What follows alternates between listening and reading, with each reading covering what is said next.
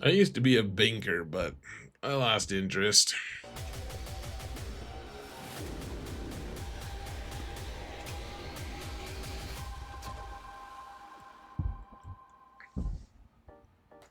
Hello everyone, and welcome to another episode of Zareth Prevails. Today, let's talk about the best 5v5 generic defense teams. Now, different video from my standard monthly meta best offense and defense teams videos, but I'll explain that in just a little bit. So I also, at the same time as I'm releasing this, one day earlier actually, I released a 5v5 best offensive teams. That's linked in the video description if you want to go check that out. These won't be coming out every month though, just FYI. Huge shout out to my patrons. You guys are awesome, and I couldn't do this without you. Thank you guys so much. And if you want to support this channel for free, folks, all you gotta do is hit that thumbs up button, like, subscribe, comment. Let's mount the algorithm together, shall we? It'll be okay. I won't say it'll be fun. It might be fun. You should try it just in case it's become fun. All right. So what's the goal here on these videos? I said it in the offensive teams video, but this is for people who don't want to change their defenses all the time. People who want to know what the best version of teams are without worrying about if Datacrons come into it. So I'm going to show you guys the generalized teams that are pretty much always good on defense. And I mean, that means you're not preparing month to month for a pretty fluid GAC defense, but or meta. But I will say that a lot of people in a lot of different leagues just don't care about that stuff, and I acknowledge, and this video is for you, for people who just don't care about the ebb and flow of the meta. So anyways, I mean, these are the best teams in general to use if you don't care about Datacrons or the meta. So first, I mean, we've got Galactic Legends. I just like putting a lot of Galactic Legends on defense. It kind of just messes with people. Jabba in general is very good on defense. Most people really don't know how to counter him without using a squad that costs a lot. Like either they're going to use Supreme Leader Kylo, or they're gonna, I mean, a lot of times that's what people use. Sometimes people use like a Queen Amidala team or something like that. But for the most part, people don't know what the heck to do against Jabba. He's the most important Galactic Legend in the game, and these are the best 5 characters that go with him. Give them lots of relic levels, guys. That cheat code, give them lots of relic levels. It really does help quite a bit, and good modding if you can manage it. Lord Vader.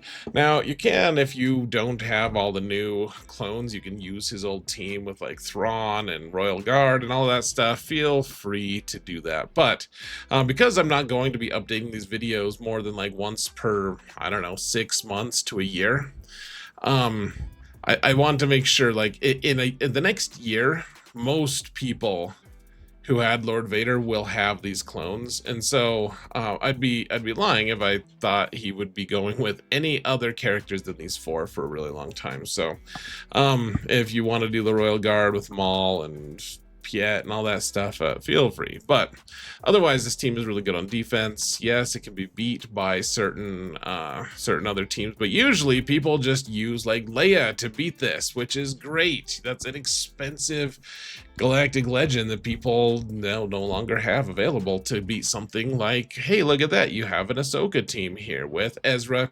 Now, I don't know that long term, like, depends on how strong your opponent really is. If they know what they're doing, they can use like Night Sisters to beat this squad with Ezra, which kind of sucks. It's very cheap for how good and expensive this squad is. But if they don't know what they're doing, this team, it really can't be beat by a whole lot of other stuff. Like some versions of, like, say, the Eternal Emperor and Bane can do it. Otherwise, like, Leia can do it, and not much else. Like it really doesn't get beat by a whole lot unless your opponent knows how to use like Fin Zori or Great Mothers or any number of other squads So if your opponent is very sophisticated, then maybe don't put it on defense, or maybe change things up. But otherwise, Ezra can also go really well with Rey. I should make sure to say. Also, you can put Commander Ahsoka Tano with Rey to really good effect. You can put both of them in there actually for pretty good effect. But Rey in general, I mean. So Rey tends to be the character that changes the most as the meta changes, because she's just such a good generic light side uh, character. Like, she just goes so well with so many different characters. And so when I'm looking at this, I mean, is this the very best version of Rey? I don't really know. Maybe instead of Holdo's really nice with this team, actually. Surprisingly good, because you have the foresight generated by Jedi training Rey, and she's taking a lot of turns. And so Holdo is constantly taunting and messing things up. Like, could you put Kenobi, like General Kenobi with the squad? Sure. Could you put another Ufu here so that Cal gives all the stacks of bonus protection and stuff? Sure. Do what you want, but at the end of the day, I do like Holdo here as just like a generalized thing. People may contest this, and I'd be very willing to hear them in the comments. But I think this is probably my favorite generic version of this squad, unless you want to include like Ezra or like Barriss can be okay here. I would rather have Holdo here, frankly. Holdo is underrated, in my opinion. We just don't see her that often, because you usually don't get to run a generic Rey team. Plus, you need Holdo at Relics to unlock Rey, so you already have her. May as well just knock it out. Jedi Master Kenobi. Yes, this squad is probably the most offense and defense flip-flop-y, because he does counter quite a few things, depending on what you have to face. But he's also, if people don't know what they're doing, if they don't have like a Bo-Katan squad, like if you're early game or whatever, this squad is also just really feel very insurmountable. It's very challenging to beat for a lot of people. So I'd like to throw it in the back zone on defense sometimes if you don't need it for offense. It's pretty good. You can use Mace here, or like Padme is okay. I think that Mace is probably the best version on this team, though. General Skywalker, I said you could use him on offense or defense. I like him on defense just because he steals banners pretty well, and on offense he's kind of a liability. Of course, on offense you can take down a few things with it. He's just losing. He's sliding, guys. He needs, if anyone needed a lifter, like a thing that just made this squad good, like just one bonus character, like throw an Omicron on one of the characters, something like that, I would say General Skywalker is a great candidate for it. You can put him on defense. Don't expect to get holds with him, though. Most people know what to do against him at this point. Like CLS, a lot of early game stuff is going to struggle against him, but he's people figure him out pretty quick. He's been around for a long time. Balin's pretty good on defense sometimes. If people don't have a specific team, like Bane beats him pretty nicely. Jedi Master Luke beats him pretty nicely. Sometimes Bad Batch will beat him, depending on if people know what the heck they're doing. And this is the best version of Balin, though I think it's worth noting that you can swap out Hondo and Kira for other characters. Like, I wouldn't recommend like putting Bad Batch here necessarily, but you could. I wouldn't recommend putting too many tanks with him, just because Balin wants to be the one who's getting hit in a lot of times. Like, you kind of want everything to go through Balin, and so putting like L3 as a tank, it seems like it's a good idea, but it kind of has some weird counter synergy with him. So, like, the best, in my opinion, right now at least, are Hondo and Kira. They have some really nice things that go with the other three. And then, of course, Shin Hati and Merrick obviously go with Balin. Like that, there's not much room for them to go elsewhere. Jedi Master Mace. We don't really know much about this team. Like, it's only been around for like 3 months, and so far I really haven't seen much creativity gone into the use of it in GAC. Let's see if that changes over the next 3 to 6 months as more and more people unlock him. But right now, let's put him on defense to confound our enemies. If you have this squad, my guess is that you're paying attention to the meta, but I don't know. That's just my guess. Let's see. So the frogs are pretty good on offense, pretty good on defense, especially early and mid game. They're also a very luxury squad. Though it is nice, like it's a very contained squad. You need 5 characters, no more, no less. So go do what you want. They do cost a lot of Omicrons if you want to maximize them. If you have a lot of Omicrons on Jar Jar, then this squad ends up being very, very strong on defense. The fewer Omicrons he has, the less viable it is. And if your opponent has like Bo-Katan, if they have Treya, if they have a really good Phoenix squad, then the squad just kind of withers and dies. But if they don't, then you can put it on defense, and it's pretty annoying. It is a team that is very, very challenging to be able to win by attrition. Like, some characters you can do, or some teams you can just be like, okay, I'm just gonna go in and kill one character. But you can't do that with guns. You have to kill the stupid generator, and then you have to try to snipe out characters. And by then you're probably just dead from bonus turns. It can be just a complete deal breaker for your opponent if they don't have the right team to counter it. Unfortunately, there are a lot of teams out there right now that can counter it. So let's see. Treya can counter it, but if she's on defense, she can't. This team is really good. You do need Savage in order for this to work very well, but it is a very good squad on defense. It's also very good on offense. Whatever you want to do with it, man. Treya is a gift in GAC, one of the very best teams out there, which is crazy given how old all of these characters. The fact that Talon is like several years newer than the other 4, and she is now like what, 3 years old, 4 years old, something like that.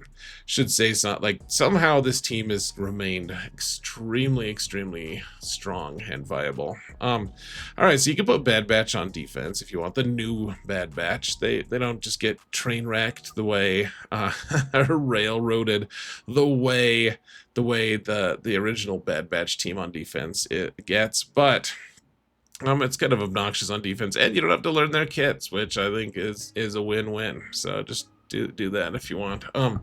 Let's see, Queen Amidala. You can also, so if you yeah, sad news, folks, you can't use the old Bad Batch team if you do the best version of Queen Amidala. Echo is really nice on this team, especially because Shaak Ti hands the turn to Echo right away, because she hands like free turn to whatever clone, and so she just targets him every time, and then he goes and throws all of his grenades and does all that obnoxious stuff. This team is it can be countered very easily by a couple teams. Like, you can use Bane to kill it, you can use Great Mothers to kill it, and then once those counters kind of dry up, this team is just very challenging to beat. Like, she summons her mannequin, her decoy, and this team gets very challenging very quickly. So enjoy that. You can also put Ki-Adi-Mundi in here just for lols if you want. Let's see, Great Mothers. I prefer them for offense, frankly, guys, but they can also be challenging on defense. On defense, you can also throw like Marin in here just to change what kind of comps are viable. If you want, you can throw Marin instead of one of the troopers. This team can be very challenging to beat if your opponent doesn't have Malgus or Bo-Katan, or, I mean, there's a few different teams at this point, but you know, the Seer Malicos team, Treya can beat it. I prefer it for offense, but early game, especially this team, early and mid game, this team is very good. Let's see, Seer Malicos. So you can put Seer Malicos on defense and it's okay, especially if they have crew. If you put Starkiller here, it's even more ridiculous. Now, this is a very expensive team to just frivolously throw down as one of your 11 slots on defense, but it also just stops most things. Most things have like even the good counters for it have a pretty decent chance of just getting totally annihilated because Malicos combined with Starkiller are immune to so many different things that eventually you're going to throw some rocks with Malicos and kill someone. This team is very strong on defense. It can't be overstated how strong it is on offense. On defense, or on offense for that matter. I really like Saw on defense, guys, especially with his Omicron. He needs Luthen to be good, however. And then you can put Captain Rex or Cara Dune or Kyle Katarn. There's a lot of different Rebel fighter characters that can go well. Here, I should just note that Luthen is really the power behind either of these squads. And just like the Rebels of old, you're going to have to choose one. You have to choose one of them. Which leader do you want to use? Because basically, one, if you use a Mon Mothma team that's strong, it's gonna just gut the Saw team, etc. I tend to think the Saw team is stronger right now, but Mon Mothma on offense can do some really crazy stuff. So your mileage may vary. And if you don't have Luthen, then neither of these squads is super wonderful. Though Saw can still be pretty good on defense even without Luthen sometimes, especially in early-ish game. Let's see, Qui-Gon Jinn. This is one that everyone was telling me is still top 10. A top 10 defense even in Kyber 1. I strongly disagree with that, but it's still, it has some good stuff. Early and mid game, it also just gets so many holds. You want to put a lot of good speed mods on Qui-Gon and Anakin and Ki-Adi-Mundi. If you don't have Ki-Adi-Mundi, this team is significantly worse. And Ki-Adi-Mundi is probably the least accessible character in the game right now. It's just very strangely, he's very challenging to get, to acquire. And but you can put it on defense, and you can put Mace on in here instead of Barriss. I kind of like Barriss here just because it makes people like kind of overcommit to killing Qui-Gon, and it leads to some awkward interactions with Anakin getting his AoE off at times that are inconvenient for your opponent, and sometimes you get a hold with it, usually not, but you can. It happens. And now a lot of these other teams, guys, are not teams that I like recommend as really strong defensively. They're teams that I'm like, you know what, if you have them relict because you've done the events for them or whatever, you may as well throw some of them on defense. Like if you ever watch any of my Prevail Man videos or GACs when I stream, you'll see that I put a good mix of just like pretty worthless characters and teams down because I'm just trying to get a few holds with my big squads, and then I'm trying to not be a pushover on these smaller squads, but still like retain enough teams to be able to clear my opponents, because all my opponents are like 2 to 3 million more GP than me in Kyber 2. So like Ewoks can be decent if you have a decent Princess Nisa. If these guys, this is the best version of the Ewok team. Nisa really does want to get she really, I mean, she needs Relic 7 for the Leia team anyways, but she's kind of the linchpin on this team. I still get holds with this team every once in a while. And in earlier leagues, this is actually a great team on defense because people just underestimate it to their own absolute peril. Let's see, the Sortie squad. If you just happen to have Lobot, you can throw on there. It's basically just Sortie with a bunch of droids, especially like BB-8 kind of gets left in the lurch. T3 if you have him relict because you bought the hyperdrive bundle or whatever. HK is a requirement character that probably like hits pretty hard actually. So you can throw it on defense. Some people will be surprised by it. Most people won't. Jawas, if you bought the pack, if you bought the bundle, then they can be surprising on defense as well. Grievous squads. This one, I mean, it loses to Wampa all the time, right? So, you know, or Nice Sisters or whatever, you can still get some holds early game though. And if you have, if you happen to have a Datacron, which we're not talking about that, like it goes in and out of usefulness in the meta, but in general, Grievous isn't a great idea on defense unless you're early or, you know, like early mid game. And then I guess if you happen to have the Zalbar Omicron, you could like throw the Karth team in there, and you might get a couple. You might get a hold or two. One team that I think didn't actually get transferred that I meant to is well, here, let me just do it real quick. Is this Maul team. Early game, especially if you happen to have them all relic, like this team can be pretty obnoxious on defense. It'll get you a lot of holds, depending on what level of investment you're on and what, you know, which league you're in. But this team can be very confounding for people who don't know what they're dealing with. So anyways, what teams do you think that I missed on this list, guys? What are some good generic teams that should be on defense, or these teams do you think should just only be for offense? I'd be curious to hear what you say. Go watch my offensive teams video if you care to as well, and then we'll have the standard like more specific meta discussion for GAC in the start of the next week. So I'll keep your eyes out for those videos. Anyways, I'm gonna let you go. Thank you all so much for watching, and remember that in all things, Zareth prevails. Take care, folks.